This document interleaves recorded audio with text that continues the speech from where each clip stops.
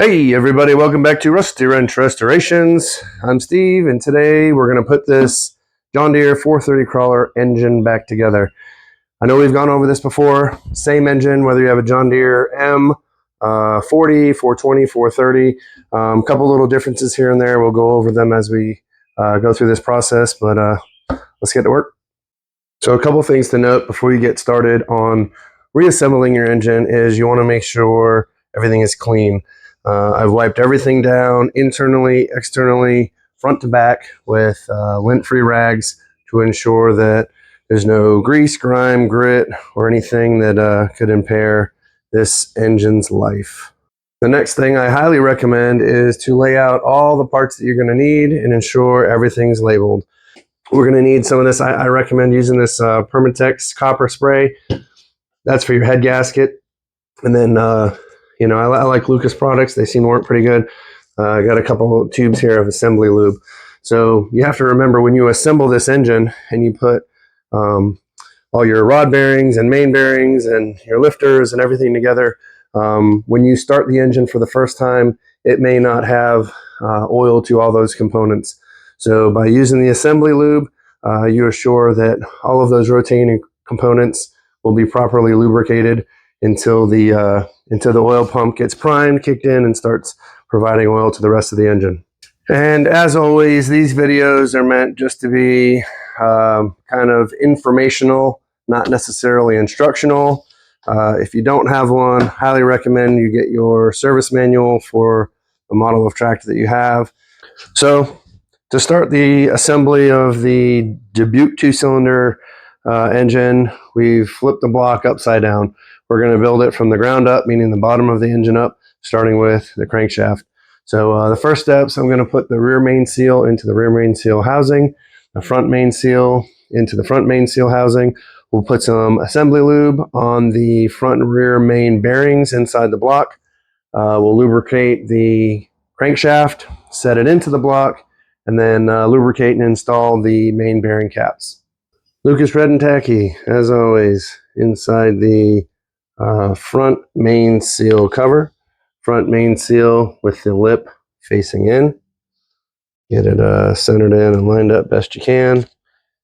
I'm going to use this bearing race installation tool. Once I get a hammer, and you want to get it in as straight as possible.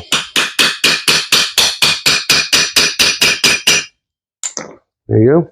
Front main seal installed. And before we forget, we'll get a good amount of grease all packed inside here in this seal, inside and out. Front's done. Rear main, same thing. This is a big seal. You want that lip to go to the inside, which would be this side here. So you guessed it, Lucas Red and Tacky. Put it around the inside. This one here. Just going to do our best to take our time. A little brass hammer here. You kind of feel when it starts to go in. And just work your way around. It's very easy to damage this rear main seal. So take your time with it. Make sure it's seated. And ensure it's the same height all the way around. Surprise, surprise, Lucas Red and Tacky. Some people might disagree with this, but I think it's the best way to keep everything lubricated and moving until the oil system's up and operating properly. And ensures we don't mess up any of these lip seals during installation. There we go. Front and rear main seals installed in their covers. Let's get the crankshaft in. So for this part, I labeled the front end of the engine with an F and the rear side, which mounts to the transmission bell housing, with the R, just for orientation purposes so that there's no confusion. Lint-free rag, again, even though I've already wiped everything down, I want to get this front. That's why I labeled it front and rear. Front and rear main bearing areas clean. You can see that there are two holes here. Those are oil passages, so you want to make sure that when we install these bearings, they are in fact lined up. So The first one we'll put in is the rear main bearing. I'm going to wipe this down one more time just to make sure everything's clean on all sides of it. And you can see there's a little indent here, and that's going to line up with this indent here as well. Now, one thing I do want to show you so you know the difference between the front and rear main bearings. This is the rear main, and this is a front main. If you turn them on their sides, you'll see that the rear main has like a lip on it, whereas the front is just like the babbitt part. The rear one has that lip because it also acts as a thrust bearing. So not only is it supporting the crankshaft axially, but it's also, radially, it's also supporting it axially front and back. So again, have that tang lined up with this tang over here, and we're just gonna put this bearing cap down into the block. And you want to do the best you can to ensure that these surfaces are flat and even, and again that oil passage is lined up. While we're working on that rear one, so we don't forget, we use the Lucas assembly lube. Again, you can use whatever brand you like, and you want to coat this entire bearing. Now remember, this is a thrust bearing, right? So we want to get this front edge here, and we also want to get the back edge back here, so that all these surfaces are fully covered. I don't want to say there's no such thing as too much, but for this, I really don't think there is. Again, this is just going to ensure that there's lubrication on these bearings until the engine gets running. All right, the front one is going to be the same thing. Here we have that little indent. As always, I'm going to wipe off all sides, make sure everything's clean. It doesn't take much to mess these things up. And again, lint-free rag is the way to go. So front main bearing, line up the little tab, press down into the block. And again, you want each side to be level. This bearing will roll in both directions. Some more assembly lube, and get everything coated really good. And it's not a bad idea just to get the front and back of this just for good measure. All right, so front and rear main bearings are installed. I'm going to put some assembly lube on the crank, and we'll set the crank down inside. So I knew something seemed off and I was forgetting something. So before we install the crankshaft, I'm going to get some more of this assembly lube here, and I'm going to lube up the cam followers. These would be what car people would typically call lifters. So you want to ensure that not only is the shaft lubricated, the top where the push rod goes into, but then also the bottom where the cam lobes will ride against. And we'll slide those down into the block. Again, just lubricate them all. It's okay to get dirty. You're, after all, rebuilding an engine at this point. So a little bit of grease shouldn't bother you. All right, so all four of those should slide in there nice and easy. No issues or restriction. Next thing we're going to do is install the cam. I'm just going to keep this rolling so you can see all this live. So basically the thing you want to be careful with this is not to damage these cam lobes as it's going through the front end of the block. So again, engine assembly lube, front bearing, 2 front lobes, rear lobe. You can even put a little bit on this gear. This drives the oil pump, and then the rear bearing. Ensure it's all coated all the way around. No funny jokes here. All right. So I'm going to install the cam. Now I didn't take the gear off or the collar or anything. It's all still assembled. So I guess depending on how much work you put into it, I'm going to put a little assembly lube back here. That is where the cam goes into the block to make sure that that's fully lubricated. And we'll put some here in the front bearing area as well. Again, if you're afraid to get a little dirty, probably shouldn't be doing this. All right, so we're going to slide the cam in. Take your time. It's not a race. Nice and straight. So now the rear bearing part of the cam is in the front bearing. I'm going to reach inside and kind of guide it through, because as soon as this comes out, these lobes are going to want to hit that front bearing area. There we go. Just keep guiding it in. And now at this point, the rear bearing and the front bearing push into place. You can turn it, make sure everything turns. There's no binding. These cam followers or lifters aren't going to move. They're all the way in the down position. Once it gets put vertical, push rods are in and spring tension. Those cam followers or lifters will ride on these lobes to open and close our intake and exhaust valves. All right, now that we have the cam in and the cam followers, now we can put the crank in. Here is our crankshaft. I'm going to kind of set it diagonally across here because there's a little trick we're going to try to do. So the rear main seal, if you remember when we disassembled this, it's very difficult to get back into position with the engine stand bracket in place. So I'm going to attempt to try to install this on here first. And again, because we've greased everything, it's able to slide in good without messing up that seal. Now, as we set this crank down into the front and rear main bearing areas, we want to look for the timing mark on the front of the crank gear and make sure that it meshes with the timing mark on the cam gear. So I'm going to kind of change the camera angle here so that hopefully we can see that.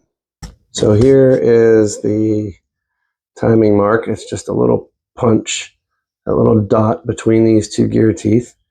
That's on the camshaft gear. And then over here on the crank, let's see if we can find it. Here it is down here. It is, if I can get the camera in there. Zoom in, there we go. That dot is on the tooth. So the dot on the crank tooth goes to the dot between the teeth on the cam. It's a little bit tricky having that rear main seal on here. Might not be the best way to do this, but we'll see. All right. So let me get a better grab on this thing here.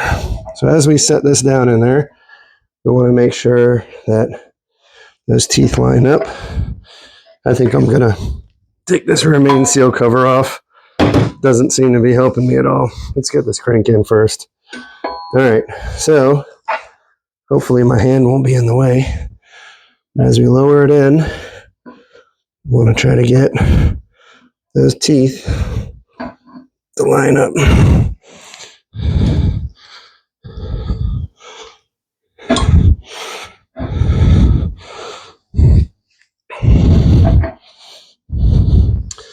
It might be easier,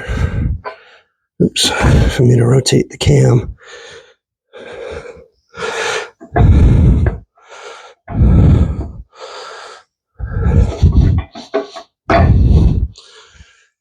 All right, so I'm off a tooth there.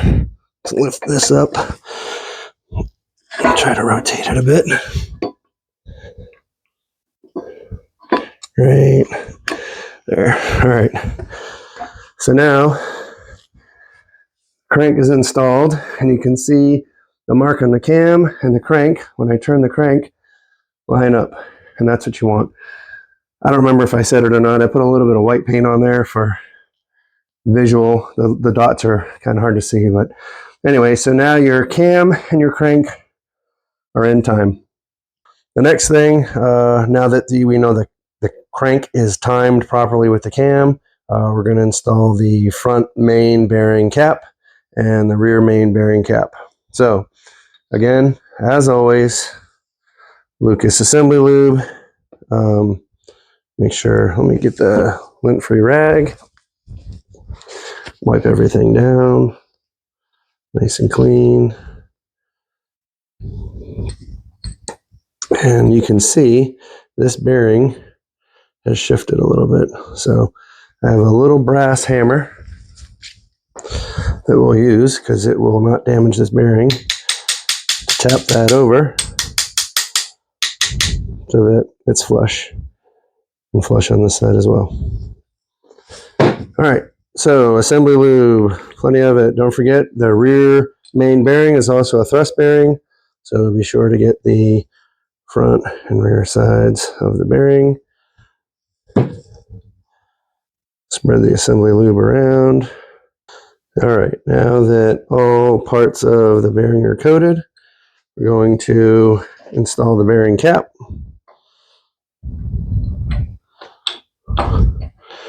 With our bolts. Just make these nice and snug, and we'll do our torques here in a minute.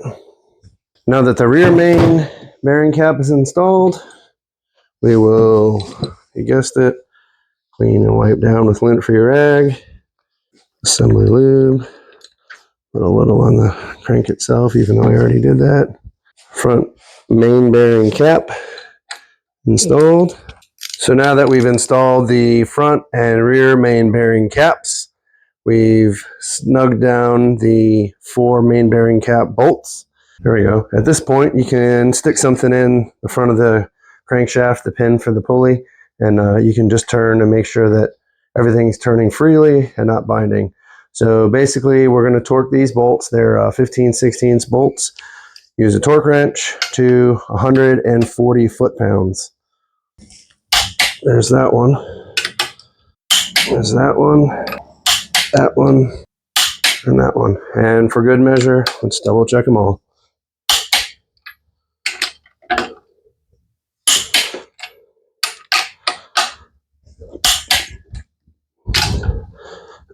All right, now that they're all torqued, double check, make sure everything rotates freely. Everything's good. That's good. Rotates nice and smooth. No binding or restrictions, no funny noises, so we're good to go. All right, so now that we've got the camshaft and crankshaft installed, with the cam followers as well, the next step is going to be to install the pistons. So the next step is to install piston rings. I've already started on this one here. One thing you want to make sure you look out for is these little marks. If you can see that little dot right there. It's just a little punch mark. They call it a pit mark. Anytime you see those, they're going to face up, meaning towards the top of the piston. So, this kit's, they're already pre-ground for fitting. Top groove goes in this top groove up here, second and third groove, obviously, and then the fourth groove is this oil ring, and basically it consists of 3 components. There's this squiggly one, and then it gets sandwiched between these metal ones. My recommendation to you for this, we'll just do it on this one here, is to install the wavy squiggly one first. And then I guess it doesn't really matter if you do top or bottom, but you don't need the tool for these rings. They're pretty thin and flexible enough that you can get them on without using the ring tool. All right, there we go. Let's get this bottom one in, make sure it's underneath. And you want to make sure that this one doesn't overlap like it's doing right now. All right, get that readjusted, and then get the top one in. Again, you want to put the gaps about 180 out from each other. Best you can, anyway. So this one will slide around. Sorry, it's probably out of the frame of view here. We get a little pin. You can see this wavy ring is overlapping the other one. There we go. Got it with a scribe. So both of the oil rings are on these 2 pistons here. We'll do the second and third groove now. Again, mindful you want to keep that dot or the pit mark in the up position. So here's where we'll use our ring tool. And we'll separate it. Don't want to open it up any more than you really need to. Just enough to get it down. So third ring, roll it 180-ish. Again, we can readjust these at the end. Put this in here, second ring.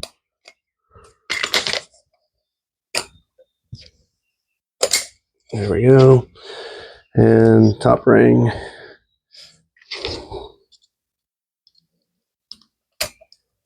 Oops. Come on.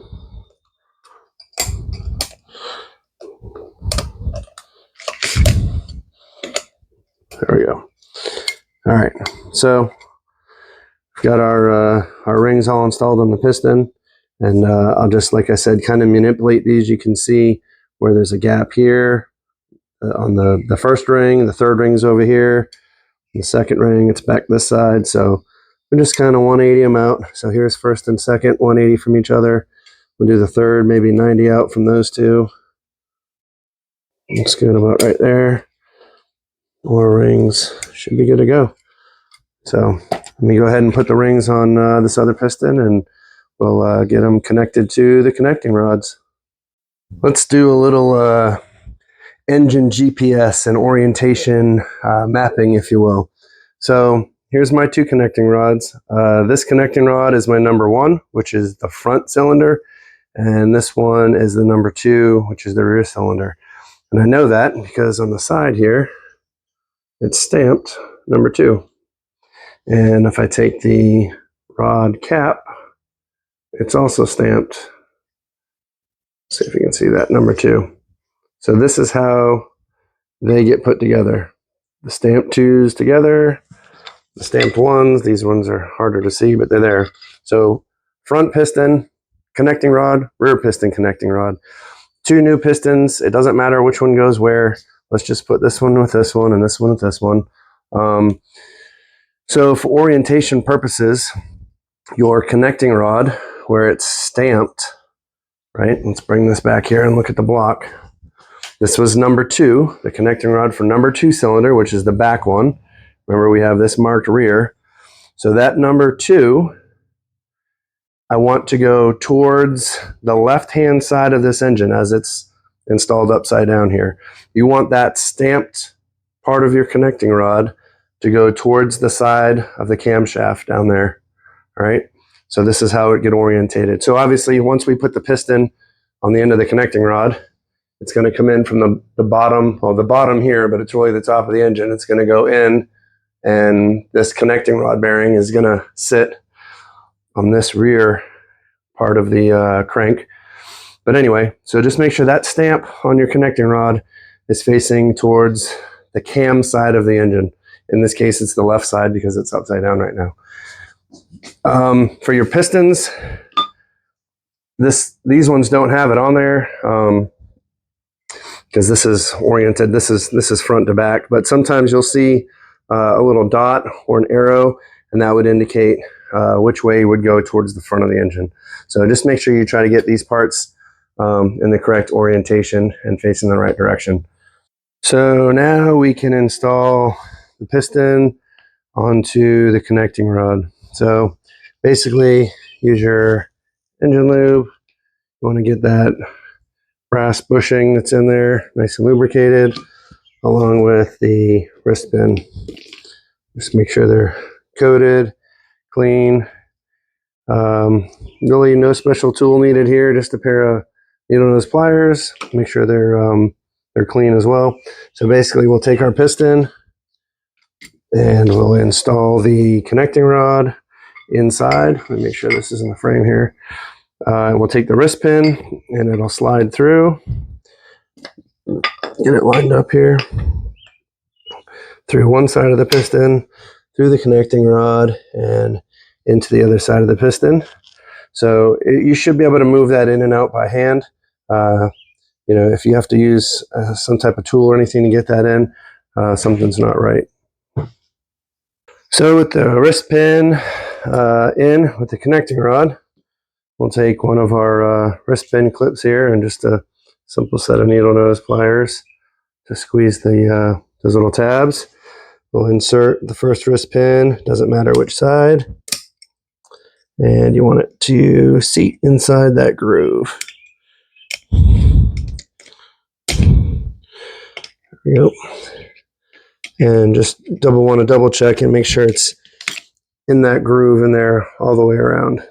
We'll rotate the piston over, push the wrist pin down, grab the second clip, and basically the same thing. Install it into that groove, make sure it's there. So now our piston has all the rings. They're oriented at least 90 or 180 out from each other. New wrist pin and clips. The clips are verified in the grooves. So should have free movement. Sorry if that was even out of the frame. Free movement of the connecting rod to the piston. And then we'll get the other piston on the other connecting rod and get the pistons put into the block. Before I put the pistons into the cylinder, remember I told you we need to really lubricate the piston rings here. So I just got a little oil squirt bottle, the type of oil that you plan on using inside the engine, whatever it may be. And just get a nice coat of oil on the rings. Got a trash bag here for trying to contain some of this mess. We really want to make sure those rings have a good coat of oil on them. And we're also going to put some on the cylinder walls themselves. So in order to put the piston into the block, we have to compress these rings. As you can see, they move around and they stick out considerably more than the piston, and that's so that they have spring against the cylinder walls. So here's our last chance to double check our rings to make sure they're about 180 out from each other. Sometimes they got to be 90 because we have separate rings here. And basically we're going to use this ring compression tool. It's just a metal band, and it uses like an Allen key here to tighten up the band like a tourniquet almost. And basically it's just going to squeeze and compress all those rings. So what we'll do is we'll slide this tool over the piston and trying to keep it square and tighten it up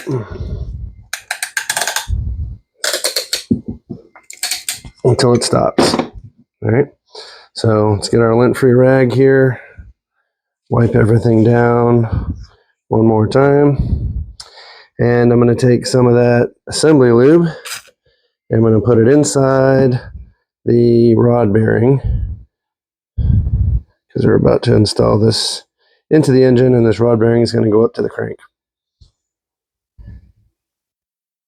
So again, we're dealing with the number one piston, the number one cylinder, the one in the front. It's hard to see, but this one is stamped the number one here, and we want that number one to go towards the cam, which now that the engine's in its correct orientation, it's on the right hand side. So that stamp will go to the cam side, right? I've turned the crank so that the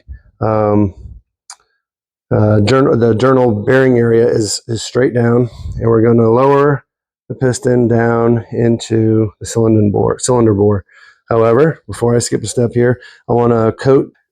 You don't need the assembly lube for this. You can just take some of the engine oil that you're going to be using and wipe down the walls just to make sure that it's cleaned and lubricated again, so that there's some oil on there for the initial first start. I think one of my rings popped out here, so not a big deal. We will loosen the ring compression tool, and we'll just start over again. So when I lift that up, you can see, yeah, the first ring in that oil seal wasn't really quite compressed and poked out. So it's no big deal. Just pull it back out, and we'll redo it again.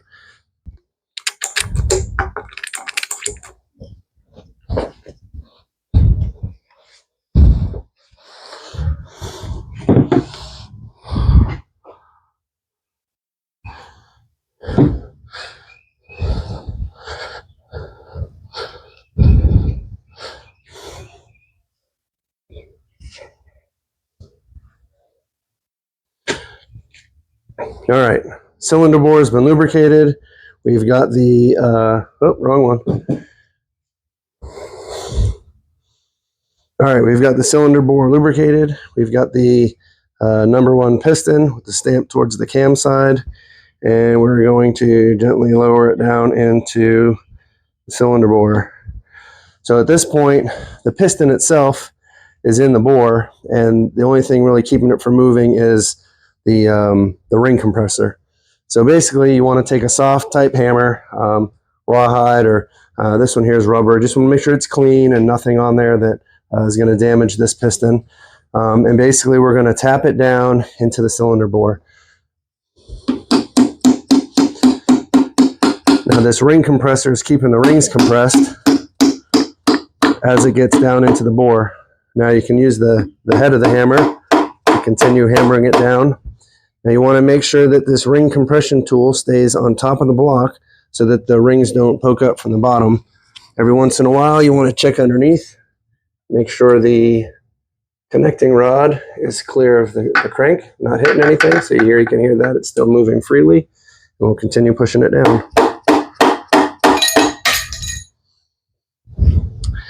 And my bearing came out, so we'll have to fix that.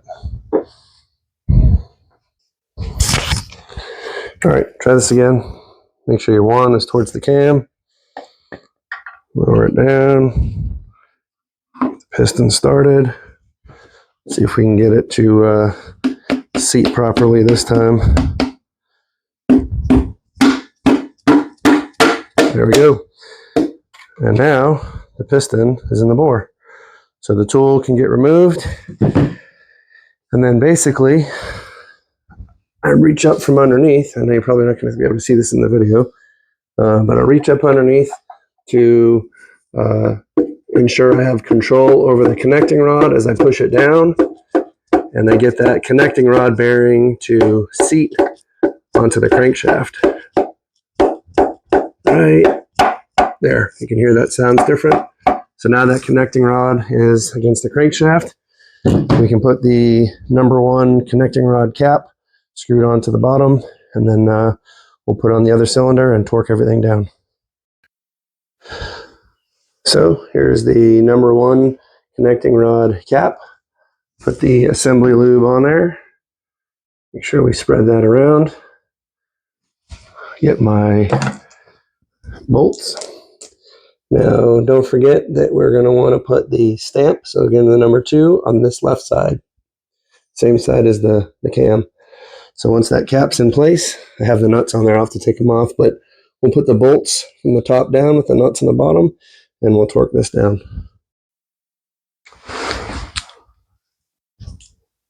Once you've got the piston rod, bolts, and nuts installed, torque to 55 to 60 foot-pounds with a 5/8 socket.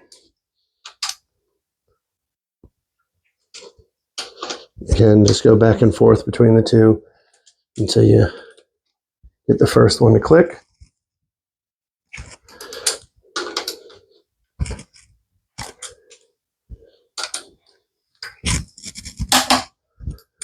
The second one, double check. Always, good to go. Money. So we'll rotate this around to make sure everything spins freely. In fact, let's do this while I got the camera rolling. I'm going to put this pin through the front of the crank and we'll roll it over. Nice. 180 out, right there. We'll install number 2 piston. All right, cylinder number 2. Bore has been lubricated. Assembly lube inside the connecting rod bearing. Want to ensure the number 2 is to the right, towards the cam, as always. Let's get her set down into the bore. And see if we can't drive her home. Make sure this tool's tight against the block. There we go. Piston number 2 in. Same thing. Reach in, find that connecting rod, and guide it as you drive it down towards the crank. All right, piston number 2 has been installed. The connecting rod cap is on, nuts are torqued, and then basically you just want to kind of turn it over. Make sure everything turns over all right. No grinding, no funny noises. So at this point, you could do a couple different things of where you're going to go to finish putting this engine together. The next thing we're going to do is install the valves in the head and get the head put on the engine. And the reason I'm doing that has to do with timing, right? So on this tractor, I know we talked about this when we disassembled it. This is your oil pump. This is your distributor. This gear on the oil pump gets installed from the bottom of the engine, and this gear meshes with the, another gear on the camshaft. If this is timed incorrectly, you will not be able to get your distributor in. This would be timed correctly where it fits in those grooves. If it's 180 out, the grooves don't fit. One side's bigger than the other. Now, like Farmall and International, I know like on the Cub, they're the same. You can put it either way. So if you messed up the timing of the pump, you can just rotate the distributor and switch your plugs around to a different position. I don't want to deal with that. I had that problem when I rebuilt my 40. I put the oil pump in, wasn't paying attention to the timing, put the oil pan on, filled it with oil, installed the engine on the tractor, painted everything, and it wouldn't start. So timing was off. I had to drain the oil, drop the pan, retime the oil pump, and reset timing for the ignition. So to alleviate all that, we're just going to go ahead and put the head on. So another thing to be aware of, this number one cylinder right now is at top dead center. You can see it's at the top. And if I had this flywheel installed, there's markings on the side of the flywheel. One says spark and one says DC for dead center. If this was installed on the tractor, in the bell housing, there's a little view window inspection port, and you can look in and you'd see that DC mark right across that window. That would let you know that your number one cylinder is at top dead center. But again, you still don't know is it top dead center on a compression stroke or an exhaust. So for the timing purposes, we want to know that it's top dead center on compression. So both valves will be closed. And I won't know for sure until we get the valve assembly put back together and the head back on the engine.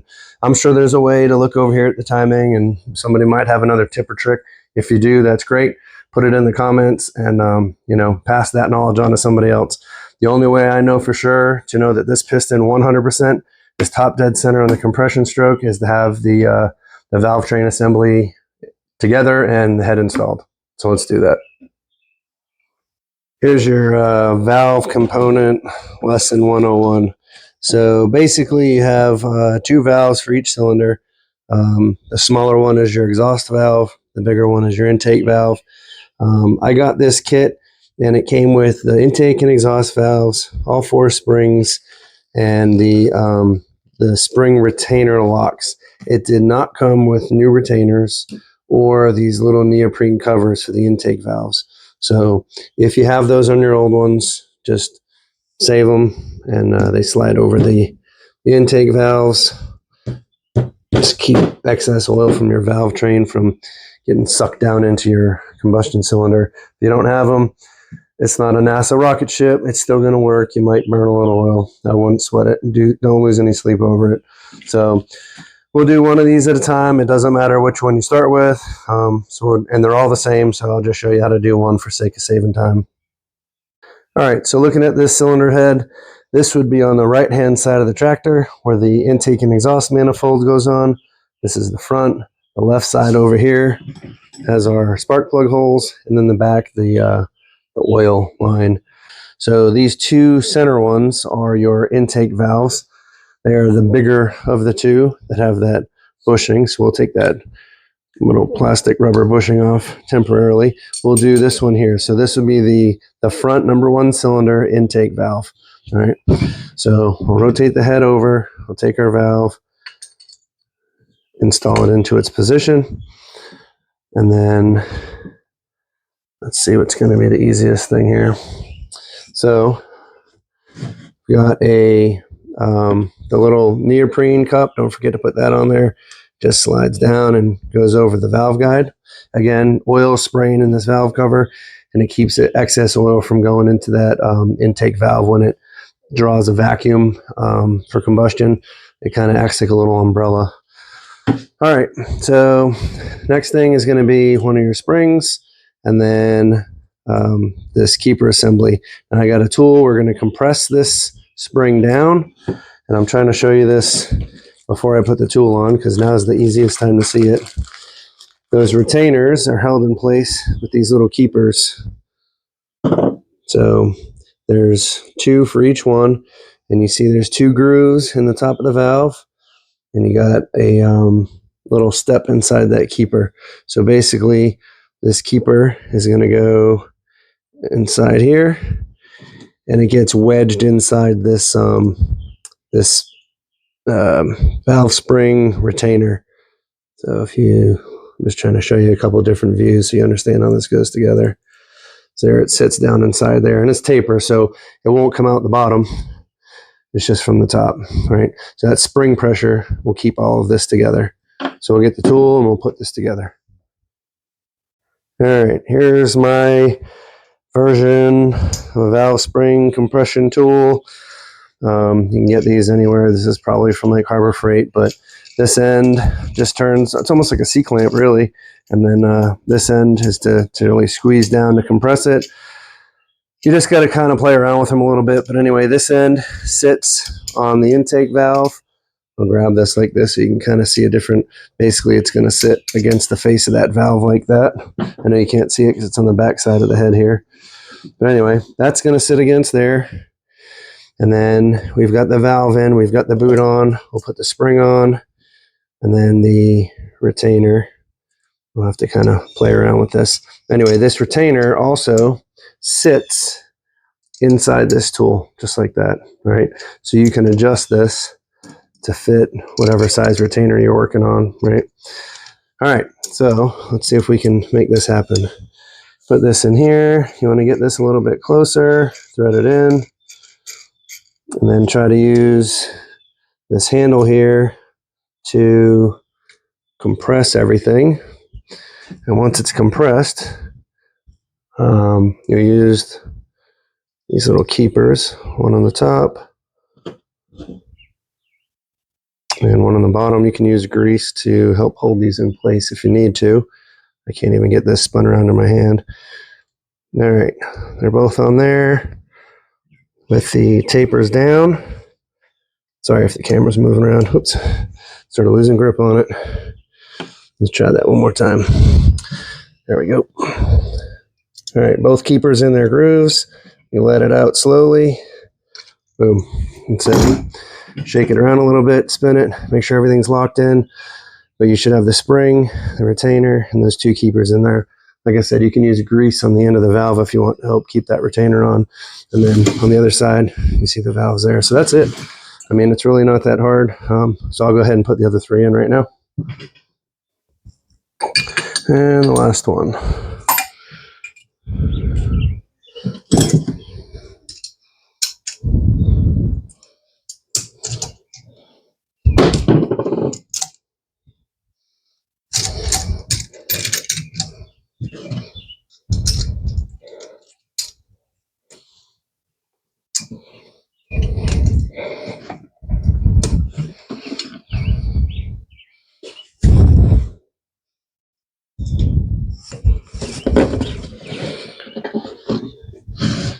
These keepers get away from you.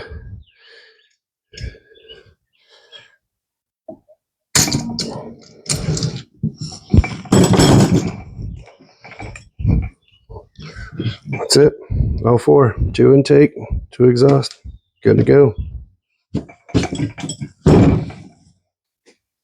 So we've got the valve train put back together, and we're about to install the head on the block. Before we do that, I highly recommend, well, I've already done this, take some brake cleaner and soak a lint-free rag with it and wipe down the deck of the block to ensure that it's dry. Obviously, you want to make sure that there isn't any remaining gasket material or anything. So, but it's clean and dry, no oil or anything. And then I also cleaned the bottom of the head itself. As far as the head gasket goes, there's all kinds out there. Most of the time you're going to see where it'll say top. So obviously that's going to go up. And this gasket gets oriented here on the engine like this. I do want to point out, and you can probably see that where it says top here, it blocks this hole. All right. Don't freak out. That's normal. So you have 3 holes around that hole that's getting blocked. If I take that gasket and I transfer it right over here, oh, I'm sorry. It sits like this, so it goes on the head, so it does flip. It's going to sit here like this. So here's those 3 holes. Here's where it's blocking that hole on the block. But if you look on the head, there's nothing there anyway, okay? So all the important cooling holes and bolt holes all line up. Everything else is good. So before we put this on, I'm going to use my Permatex copper gasket, and you're going to spray both sides of this head gasket and let the the propellant that's in here dry off, right? So you'll spray both sides and just kind of let it sit for a minute to kind of get tacky. And then we'll come over, we'll install the head gasket on the block. We'll bring the head over, set it down, and we'll torque our head bolts. Head gasket coated both sides with Permatex copper gasket. All right, so I rotated the crank to drop this piston down. I know it's kind of OCD, but I don't want to get any of this copper stuff on here. Just set it on, ensure that the top is still in the top position. Now we'll grab the head and we'll set the head straight down on top of the gasket best we can.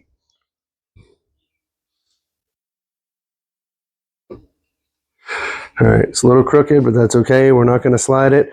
I have my bolts that I put in my handy dandy post office box when we disassembled it, so I remember which bolts go where.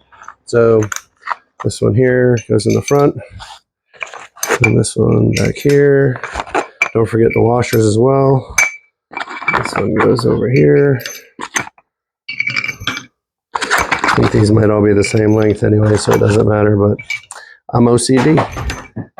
All right, so now we can get the bolt started. We'll skip through so you don't have to endure this pain and agony.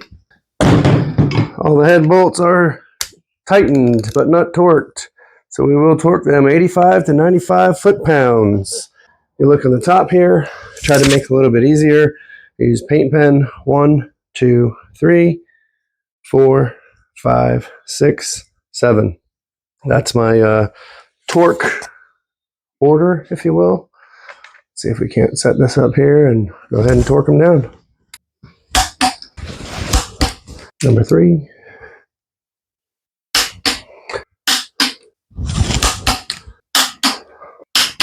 One final time for good measure. 1, 2, 3, 4, 5, 6, and 7. Starting to look like an engine again.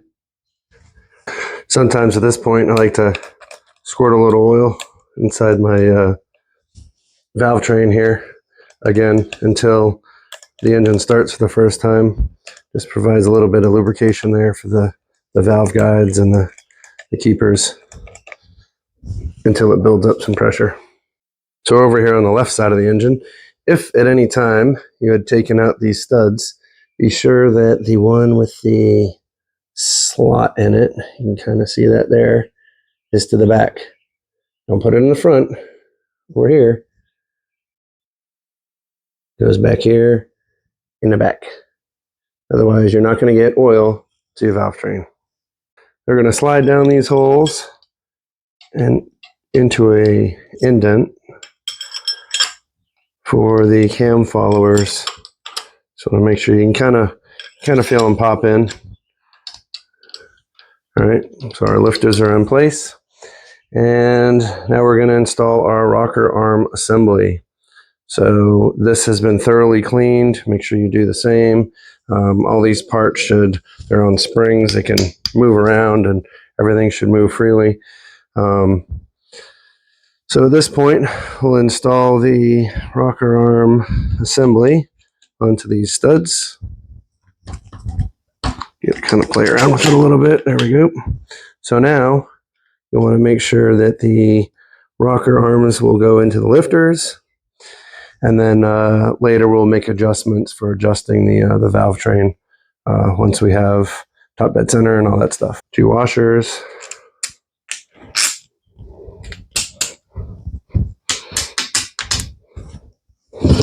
And 2 nuts. Torqued 25 to 30 foot-pounds. 25 to 30. Got this one set to 30. 1, 2, double check. 1, 2, good to go. All right, so now we can adjust the valves and install the oil pump. So I had the number one cylinder at basically top dead center. I had rotated it down a little bit to put the head gasket on. I didn't want to get any of the Permatex on there. I've now rotated it back to where it's at top dead center. Now it's just a matter of determining if it's on the compression or exhaust stroke. To know that it's on the compression stroke, both of these valves need to be up, meaning that they're closed from underneath. So intake and exhaust valve closed. Number one cylinder at top dead center is the compression stroke.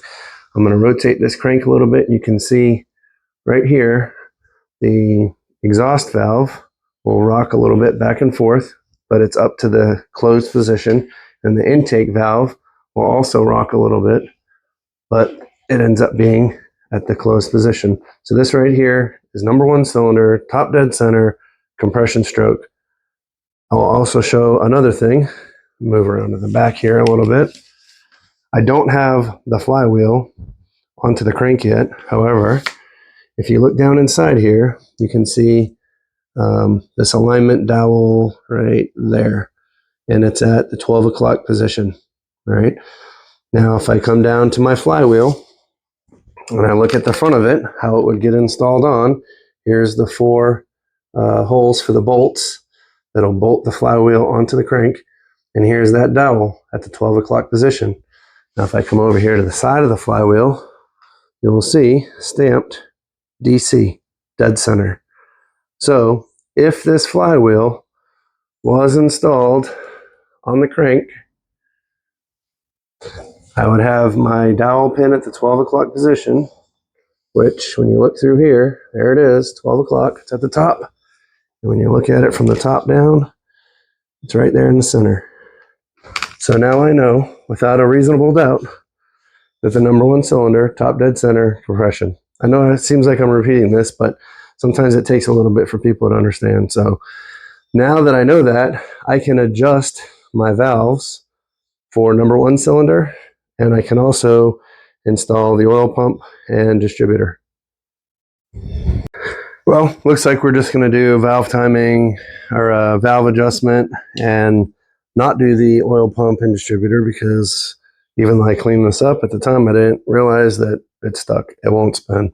So I'm going to have to get this distributor freed up, take it apart, clean it, or get another one for it. But anyway, in the event this piece is supposed to turn, so we could index the oil pump into the casing. There's supposed to be a special timing tool, which I don't have.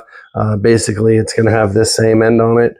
Not too hard. Basically, what we're going to do is we're going to take a feeler gauge, right? This is a feeler gauge. It's got different sizes in here, different thicknesses. This one calls for 15 thousandths. So take our 15 thousandths feeler gauge, and we're going to try to insert it between the ball end of the rocker, and my camera wants to keep moving. Anyway, the ball end of the rocker and the top of the valve itself. So you can see this one's too tight. It won't go in there. Sorry, this is shaking around. It's actually touching the block. Let's try that one. Now, that's for the exhaust valve. For the intake valve, I'm going to try the same thing, and it fits in there. It's got a little bit of drag. That's actually what we want, but it is a little bit looser than I'd like it to be. So how do we adjust it? You'll need a flat tip screwdriver and a 5/8 wrench. And basically, we'll do this one first. You'll hold the screwdriver in and you'll loosen. Apparently no one's ever adjusted valves on this engine before. There we go. We'll loosen this lock nut. We'll do the same thing for exhaust valve. See if I can do this without hitting the camera. Golly, yeah, no one's ever done valves on this thing. Definitely shouldn't be that hard to do. All right, there we go. All right, so now that those lock nuts are loose, you can loosen them up however much you want, doesn't matter. Basically, we're going to reinsert that 15 thousandths feeler gauge again, and we'll use the screwdriver to adjust. Hopefully you can see this going up and down. I'll spin it way more than you need to, so you can kind of exaggerate it to see. Oh, here we go. This one's stuck. Let me get a pair of pliers for this. All right, let's see if we can break this one free here. There we go. Been sitting for a while, I guess. 12 years, something like that. All right, so again, extreme adjustments here so that you can see how this goes up and down as I turn that. Remember, this is just pushing on the lift push rod, which is going down to the cam follower, excuse me, or lifter on the cam. So let's get the feeler gauge back again now that I've really messed this up. Stick our 15 thousandths in, and we're going to tighten this down until I can just feel some drag on there. All right. Once it's where I want it, I'm going to keep the screwdriver in place, and I'm going to snug this lock nut. It doesn't have to be crazy. And then just get your feeler gauge again and double check. Make sure it's still where you want it to be. Do the same thing for this intake valve. Just a little bit of drag. And snug up the adjustment nut.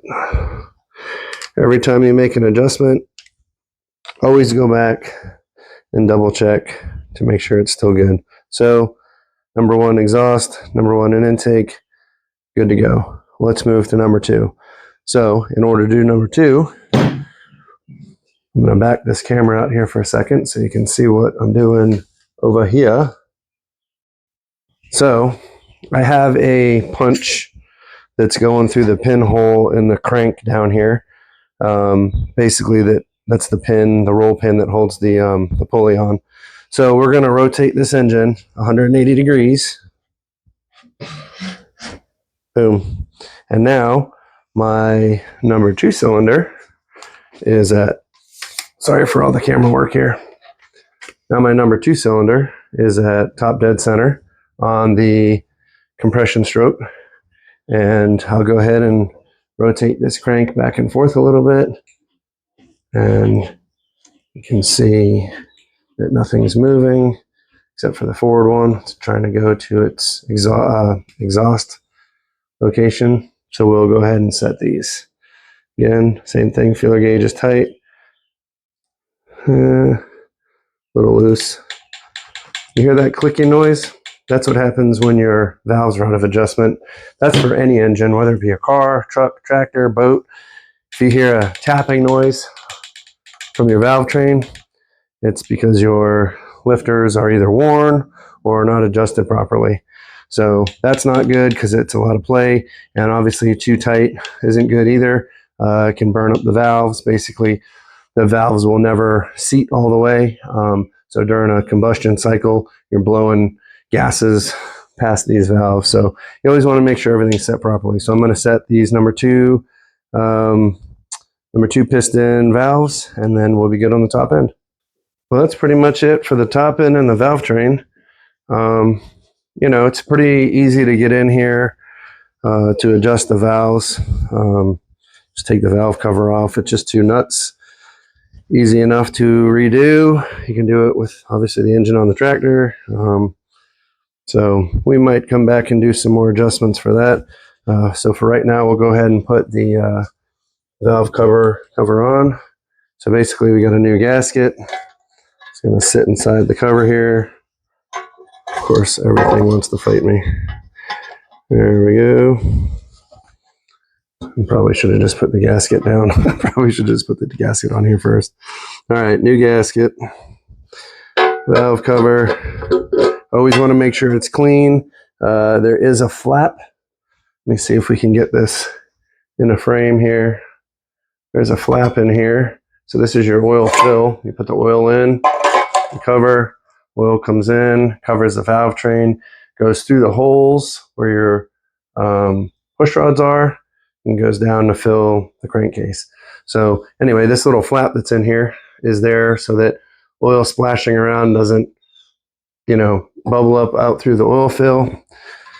But it does act as a vent so that, you know, it can vent off any oil mist or whatnot that's in here. So you want to make sure the gasket is underneath all of these tabs. We're not pinching it. Good to go. There is 2 pieces of cork, 2 cork washers that go on here. Right, those are going to seal oil from splashing up and coming out of the valve train. And then somewhere here we go. I've got the 2 washers and nuts that go on there. Just enough to get a little pressure on there to compress the gaskets. All right, 2 new paper gaskets for this coolant piping here. No sealant needed. For all of you Permatex RTV gurus out there, stop putting RTV and silicone on everything. When you coat these paper gaskets with RTV or Permatex or silicone or whatever you want to call it, it seals the paper gasket. So the paper gasket is designed to get wet from coolant, oil, fuel, and swell and prevent leakage. So when you put Permatex or RTV on there, you're sealing that paper and it doesn't give it a chance to swell. So at that point, the paper gasket's doing absolutely nothing. You might as well just put Permatex on there. But that breaks off and gets into the oil and clogs up lines and ruins engines. So I don't recommend that. Paper gasket, that's all you need. I promise you it'll hold. Don't go crazy on it. Just snap it. All right, let's get the thermostat in. Thermostat in. This one says 160 degrees, 54 millimeter. If you're not sure if this is going to work or not, you can get some boiling water. I wouldn't go to like full boil, but you know, that's 210, 212. So this opens at 160. So if you get some almost boiling water and use some pliers on here to hold it and you lower it in, you'll see that spring and this open up to allow your flow. You could put it at the 160 degrees with a thermometer if you wanted to see if it really opened at 160. But anyway, thermostat goes in there. New paper gasket, no RTV, thermostat housing, and I got some new bolts and lock washers for that also. Calibrated torque wrench. All right, since we're not going to be putting cooling hoses on here for a while, I'm going to go ahead and get something to cover this to prevent debris from falling down inside. Painter's tape, always a good choice. Holds well. Doesn't leave any sticky residue. Can leave it on there for when I paint the engine and pull it off and ready to put a hose on. I'm also going to install my old spark plugs because this engine is going to get cleaned, primed, and painted. Then I can take the old spark plugs out that now have paint on them and put my new ones in. It's just one little thing that helps make this look like a better job than having spark plugs with paint on them. Ain't nothing worse. So take the extra time, save your old spark plugs, get those covered with paint, and have some nice new clean ones in there with no paint on them.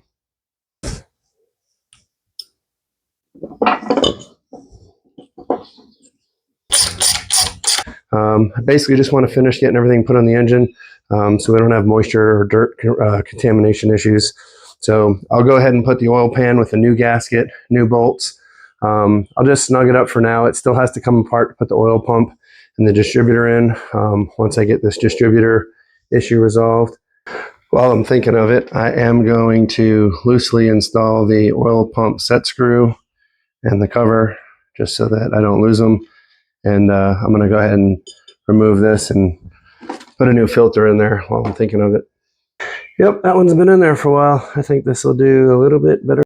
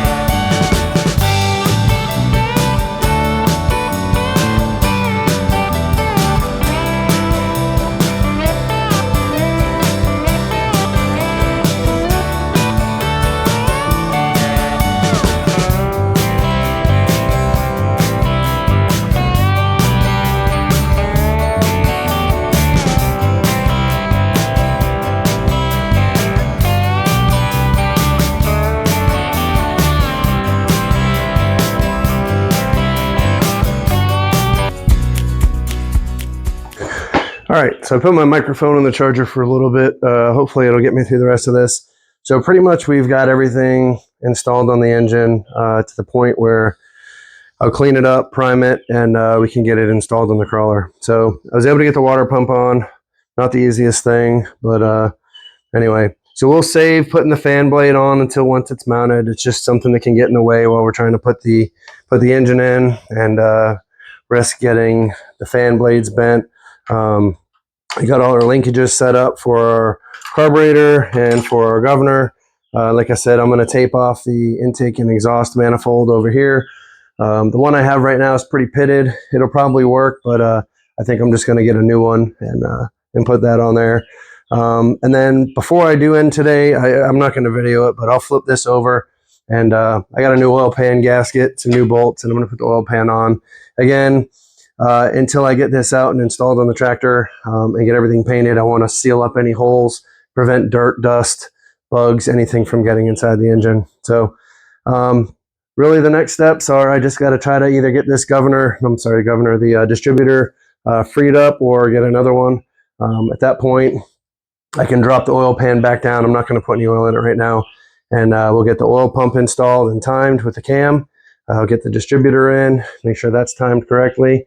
I am going to put the crank pulley on here right now. And that's about it. Just make sure everything's sealed up. Yeah, oil pan, the intake exhaust manifold, oil pump, distributor, front crank pulley. Oh, the rear main seal. I know I tried to get it on early this morning, but it's just not in the cards. So I've got a new gasket over here for it. This goes between the rear main seal housing and the block, and some new hardware. So we'll put new bolts on there. So we'll do that when we get the engine off the stand. Make sure my mic's still working. So we'll get this lifted off with the engine hoist, pull it off the engine stand, put the rear main seal on. We'll put the flywheel on.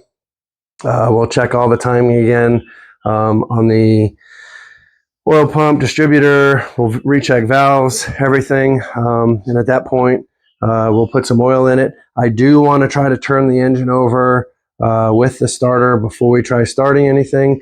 The teeth of my flywheel are in pretty bad shape.